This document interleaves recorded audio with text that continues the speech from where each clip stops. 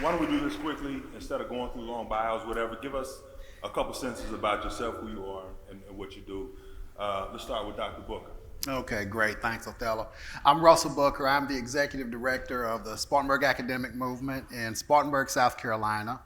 We are one of 70 partners in the Strive Together network, and we are honored to be one of the 14 communities within the Place Matters cohort. I'm a retired school superintendent.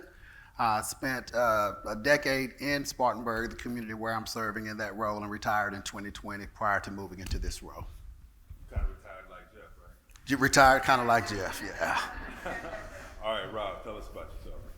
Good morning, everyone. My name is Rob Watson. I'm a co-founder and advisor of the Poughkeepsie Children's Cabinet. Glad to be here with friends and colleagues. We're a cross-sector coordinating body working on cradle to career in Poughkeepsie, New York, and I'm also based at the EdRedesign lab at the Harvard Graduate School of Education.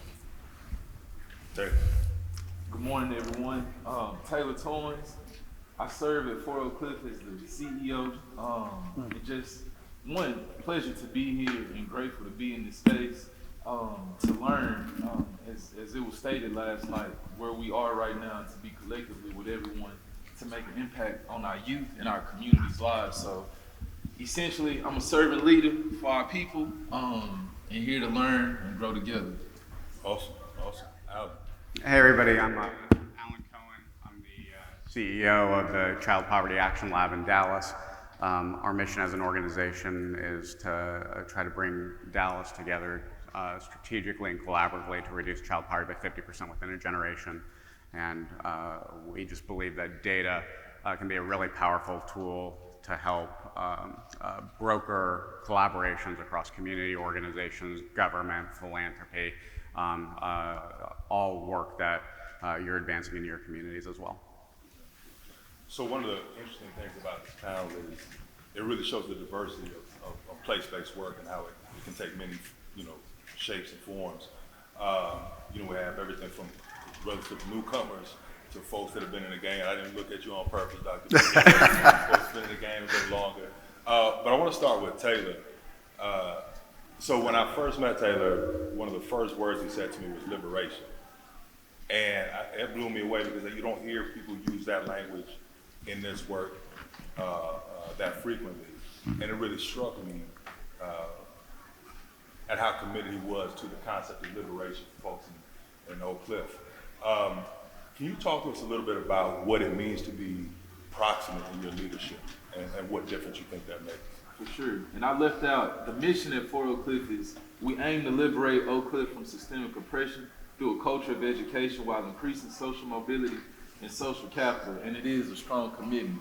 For me, it's, trustworthiness with the people getting to know who you are. I'm blessed to be able to serve in the community that I grew up in, being able to serve people that I know, that raised me, and also that I taught from my, I got you. You can hear me better now? Oh, y'all couldn't hear me at all. All right. I was saying that our mission is we aim to liberate Oak Cliff from systemic oppression, in short. And the commitment to the proximity is because it's my home. I grew up in the community that we serve, and I get to work, with some amazing individuals that are committed as well. Two things that I've kept hearing come up is commitment and courage. And I believe that, if we're gonna be extremely proximate, especially when we're talking about being in the war that we in, as Jeff mentioned last night, and I take that very seriously because I understand it is a true battle that you have to be frontline. You have to be proximate because otherwise you won't be informed about what's taking place and you won't be able to serve adequately to the needs that individuals have. And that's what we've been really blessed to be able to do at Fort Oak Cliff is have a team of individuals who are proximate to the community, that have a deep understanding of what it needs to be done, to save our people. And ultimately the key to liberation and freedom is what has been touched on a lot, is courage. You have to be courageous. If you don't practice courage, you can't practice pretty much any other of the virtues. So for us, the proximity is out of a labor of love, commitment, and understanding of what needs to be done. And it's our home, it's the best leaders are the ones that are truly embedded and know the community and have deep trust with the people. Awesome. Yeah, for sure. Absolutely. Yeah. The other folks on the panel, and this is something that is really critical to this work, is the ability to work across sectors, the ability to work in community, right? But also the ability to navigate all these other worlds that make this work possible, right? So, Dr. Booker, if you could talk a little bit about, we're in this moment of tremendous disruption, especially educationally. What has that been like, especially with your background as an educational leader and trying to build those bridges between school districts, local government, the private sector? For those of you who don't know Dr. Booker, he is maybe the most maneuverable person I've met, right? You can't drop him in a room where he's not comfortable. And so can you talk a little bit about what that's been like? Yeah. Well, let me say this. I was uncomfortable this morning. And it's a discomfort that I oftentimes felt in 15 years as a superintendent. So we've had a lot of conversations this morning about our schools and the need for our schools and our districts to engage. And if there's one thing I want to do, we've got to have our school systems in this work. But we've got to be smart about how we bring them in. When we started our organization in 2010, it was pretty much the community started an organization. I was a superintendent, went to the school systems and said, this is what y'all need to be doing. And there wasn't much buy-in.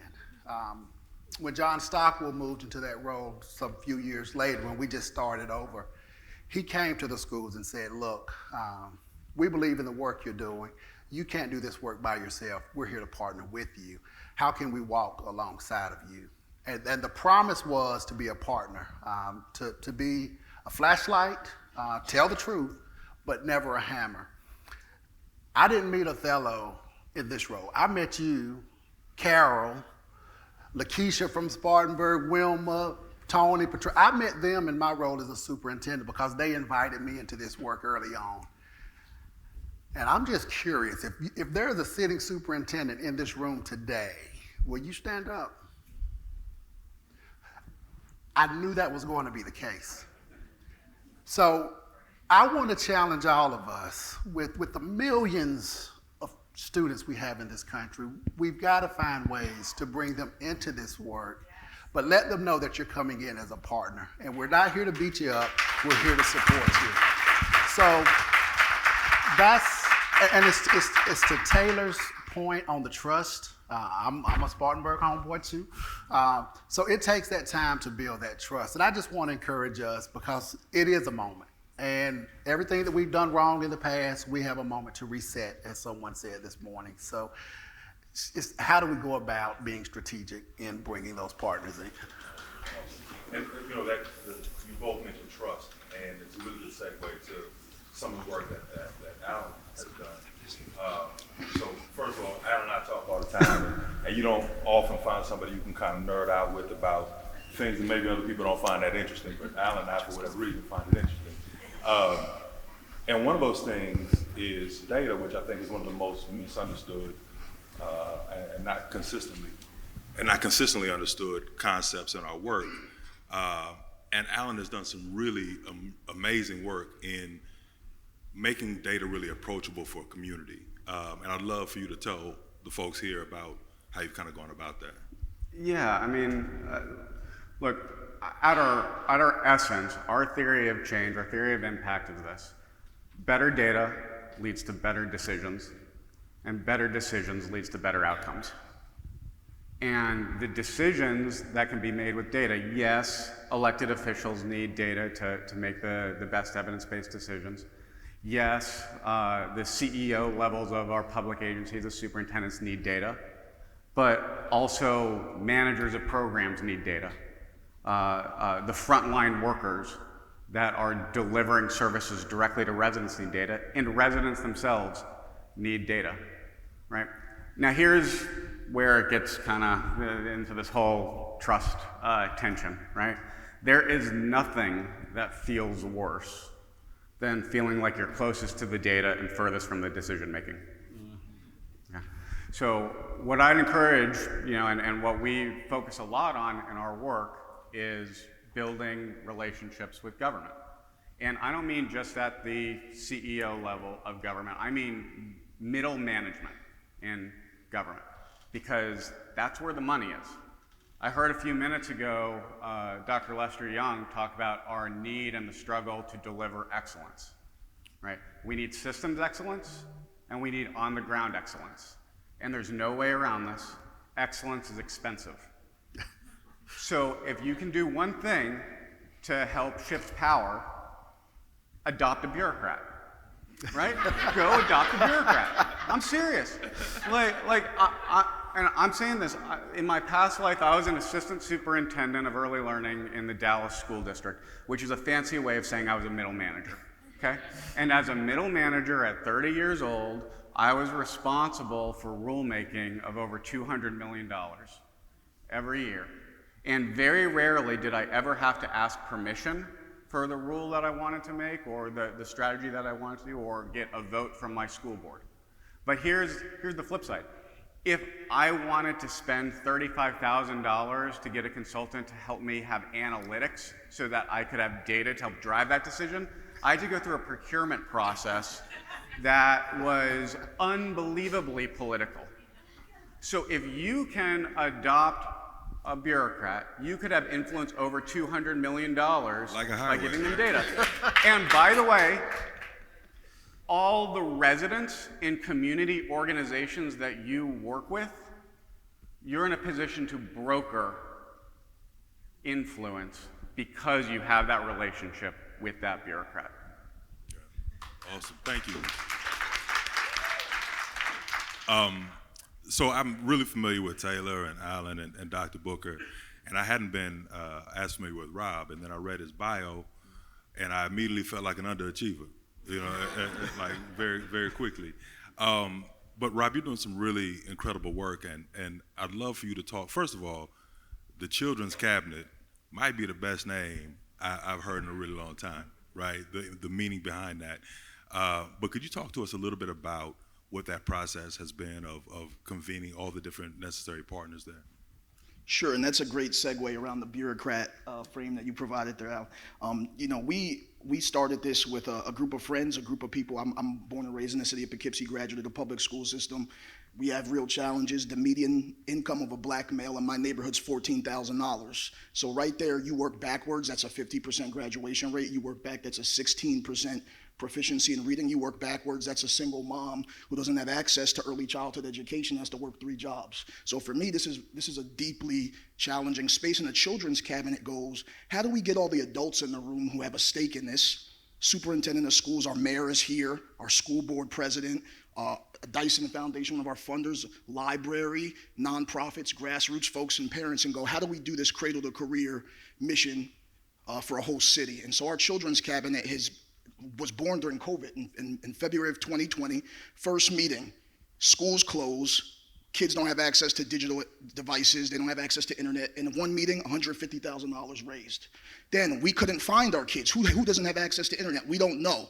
Carmen Smallwood right here, our youth commissioner, says, we need a way to track our students at scale. What if we had an individual plan for every kid? We partner with City Connects. Now in our middle school, we had this year, 6th grade, all of our 6th graders now have an individualized plan, a caring adult in their life, and they're being connected to the wraparound services of the cabinet. Or our mayor, Rob Rollison, who's sitting here, who decided to co-chair the cabinet with our superintendent of schools. In our city, we're a small city, 30,000 people. The city government was dealing with potholes and fire and water. It wasn't dealing with kids. Our mayor decides to create a division of youth opportunity for the first in our city's history out of a cabinet meeting. So the Children's Cabinet is the situation room for our kids, and it's how we address these problems with urgency.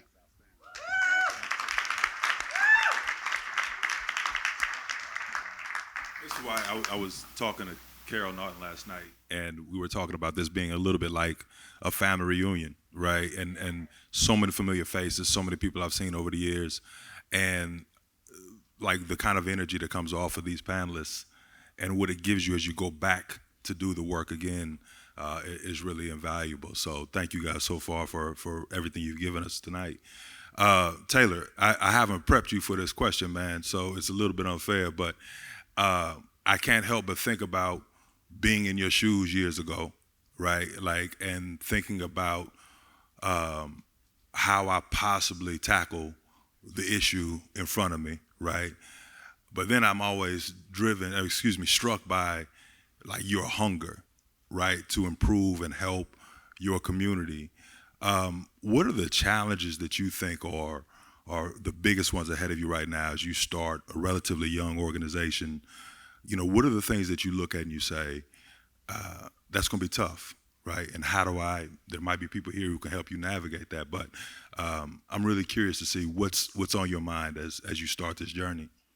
One of the most important things on the front end for me is that I had an amazing proof of concept of what we wanted to do, and that was the Harlem Children's Zone.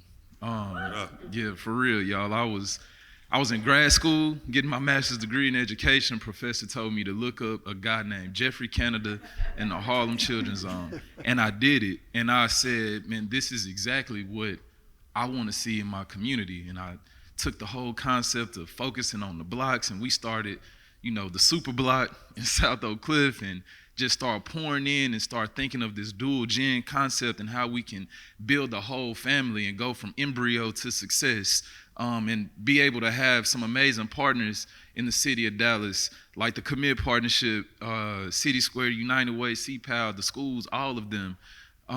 But some of the I would say toughest situations for me is the balance of this world and the world of my community, which is extremely oppressed. I mean, right now I got text messages this morning about I need help with rent, I need help with gas. It's a tough time for our people, and to be in this position, to have an organization like 4 Oak Cliff, which, with our team, our board, and everyone who's been involved, we've seen amazing growth, over, the past couple of years. Most recently, we're purchasing a new facility. We bought a historic YMCA. We have 10 acres and a 20,000 square foot building, which is all amazing for our work and is a really good way for us to serve people. But at the same time, like you mentioned, the median household income, those things are still the reality. Like, people are in extreme poverty. People are unemployed. People are victims of a lot of things that are taking place, from miseducation, murder, all of those, and they see us as a raft or a safeguard, and that is a difficult balance to bear. And from time to time, I don't know, I find myself in a dark place, but moments like this is encouraging to hear, listen, and learn from so many other people about the work that's taking place, and understanding that I understand the moment and I feel the moment, that it is a commitment to changing it. And the challenge is sometimes too to get those bureaucrats or those people who are empowered to understand what, little bro might be saying in the neighborhood. They don't understand. They don't even understand his logic. So to understand, like, yeah, we're gonna make some decision for this population of young people, but you don't even understand who they are, what they doing. Like, youth culture is a real thing that's ever changing, and people don't respect that. Thank y'all. People don't respect youth culture. We try to make decisions for youth.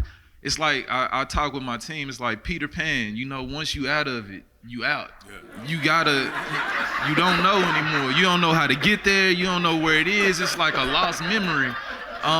So a lot of times we gotta kind of like kill our egos and say, what was youth culture for me, it's changed. By the time you're 25, you're not in it no more. So, those are some challenging things. But again, some wise words were shared with me. And Jeffrey Canada told me, he said, you got to get upstream, and figuring out ways to get upstream. And that's something that I've really thought a lot about. And this is the space. I feel like all of us are getting upstream and building our systems so we're not saving people who are drowning and dying downstream. Absolutely. Yeah, my kids remind me every day that I'm not in it no more. They're clear about that. Also, man, the merch from 4 Oak Cliff is crazy. So Thank y'all. So Y'all go on the website, 4oakcliff.org. shout it out. Buy us up, y'all.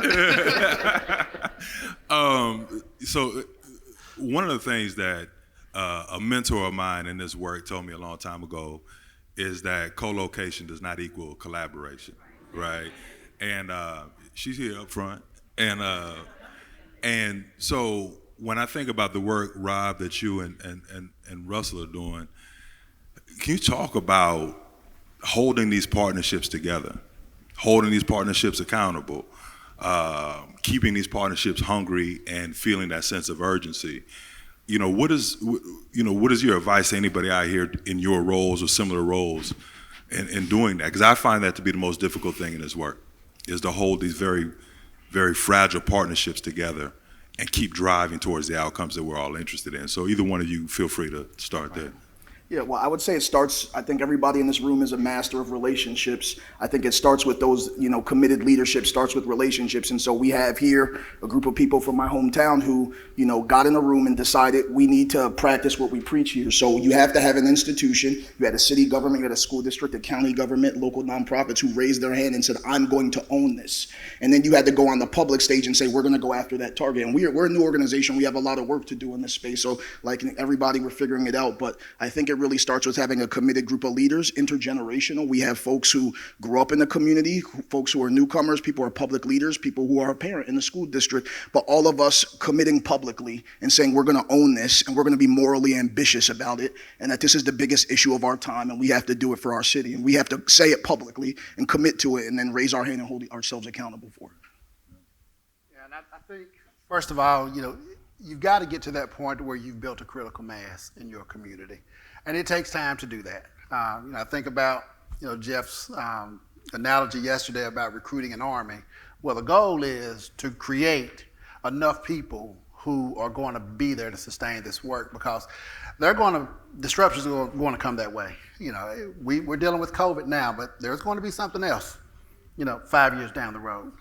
You're going to have people coming into the community who don't buy into the work.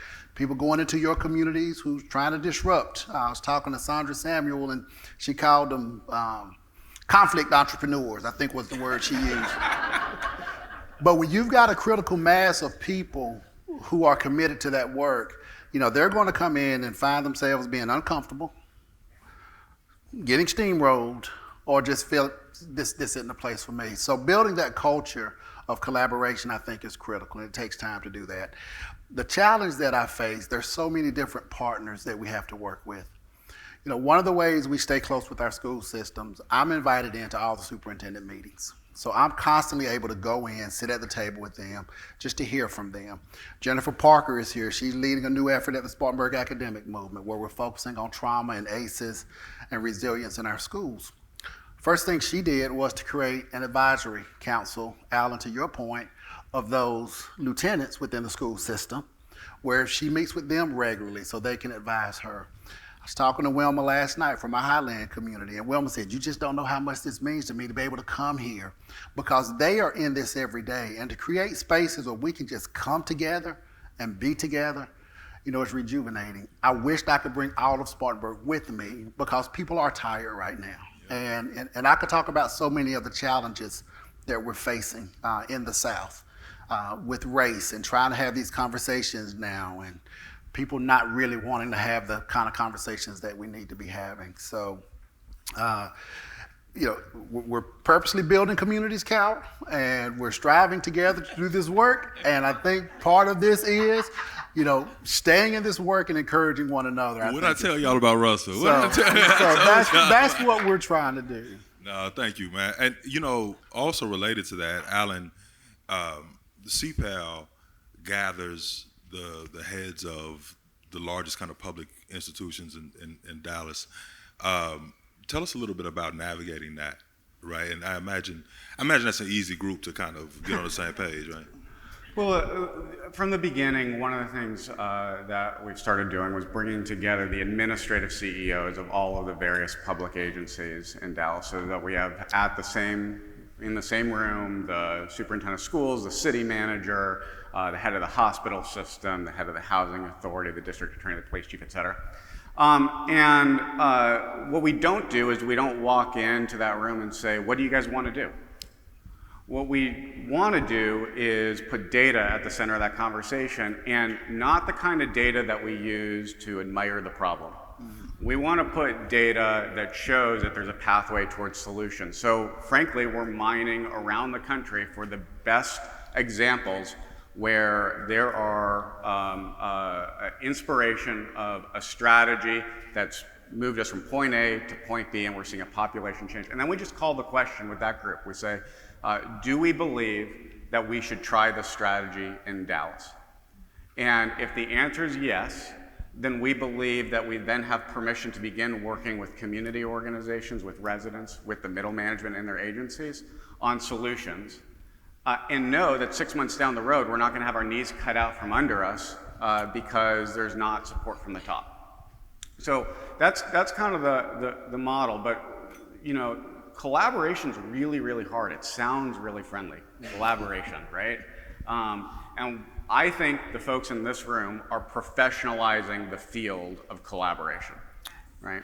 I think that in the for-profit world, we hire mergers and acquisitions attorneys and pay them millions of dollars to help structure collaborations where the component parts will create value that exceeds just the sum of the individual parts.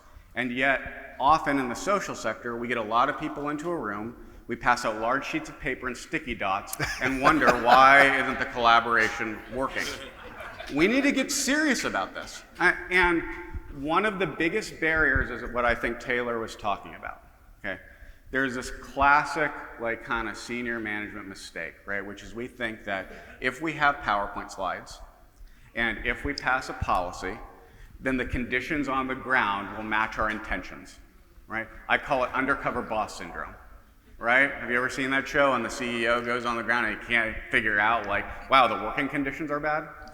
And it's creating this tension between the idea of data and lived experience. And lived experience is just data that hasn't been coded yet. We need to start getting serious about granular data and lifting that back up, and the kind of student-to-student data that you were talking about, Rob. And just think about this if it was about your medical care. If you walked into a hospital and you said, I need help, and they looked at you and said, great, what neighborhood are you from? You're like, I'm from XYZ neighborhood. They go, okay, cool, a lot of people in that neighborhood have the flu, here's flu medicine. You're like, but my arm hurts, right? Sometimes the unit of change is the individual. Sometimes the unit of change is a block. Sometimes the unit of change is a zip code. Sometimes the unit of change is a city, sometimes a state, sometimes a country. And we need to think about what is the relevant data that we need to take the relevant action that can lead to a solution. Absolutely.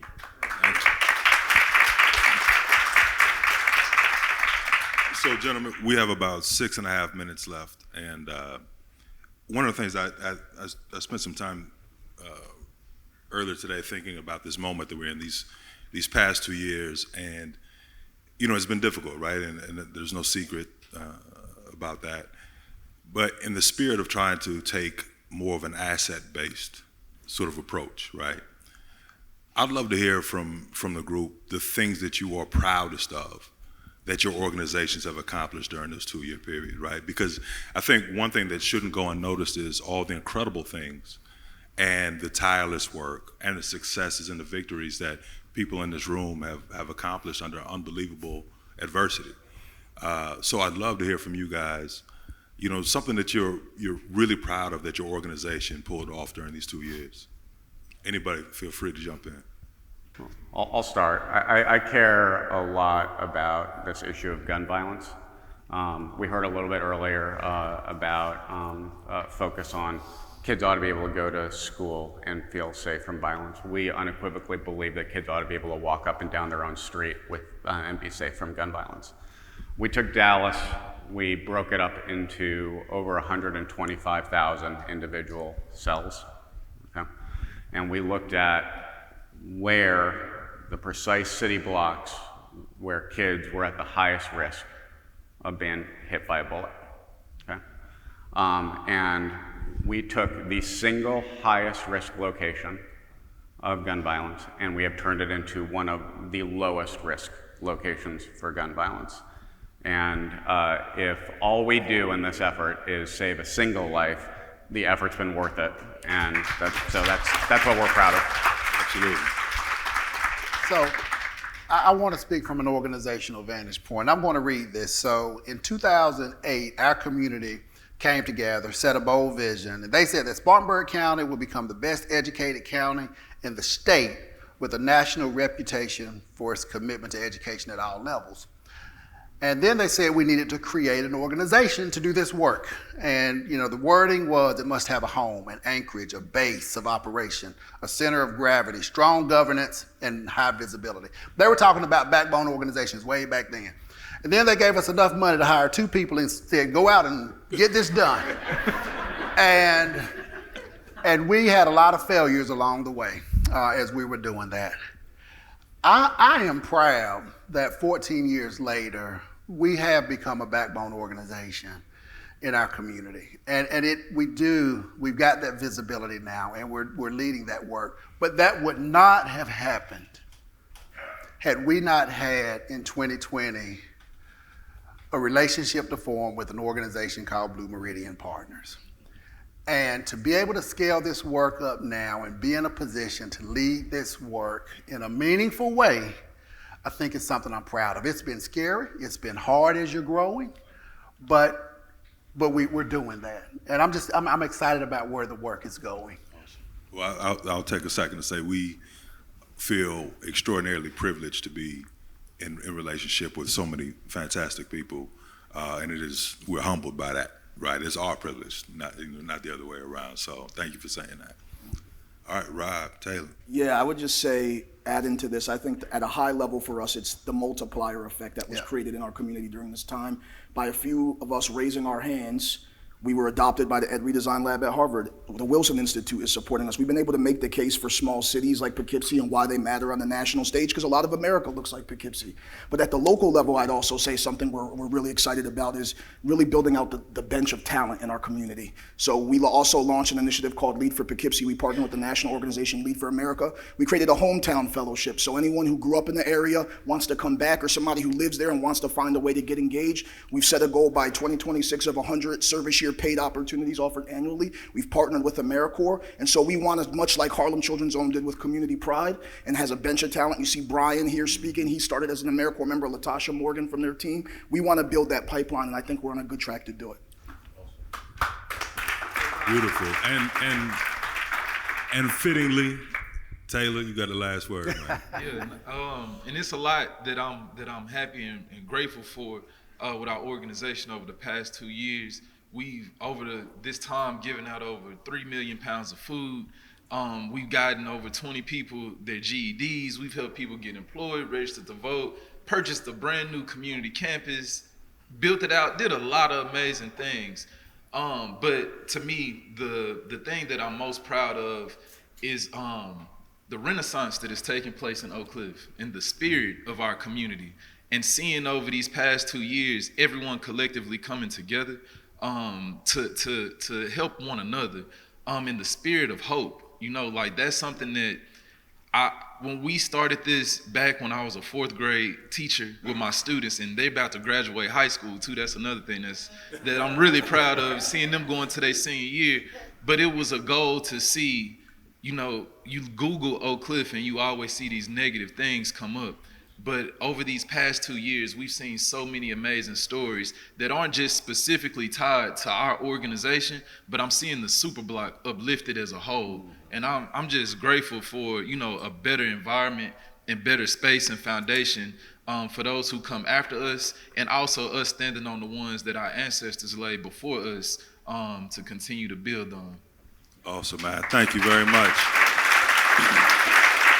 So I would say, if you are not ready to burst through that door and get back to work, and if you're not feeling inspired, you probably are in the wrong room with the wrong people, right? So please join me in thanking these wonderful gentlemen for sharing their time and being here with us today. Thank you, guys. Appreciate it.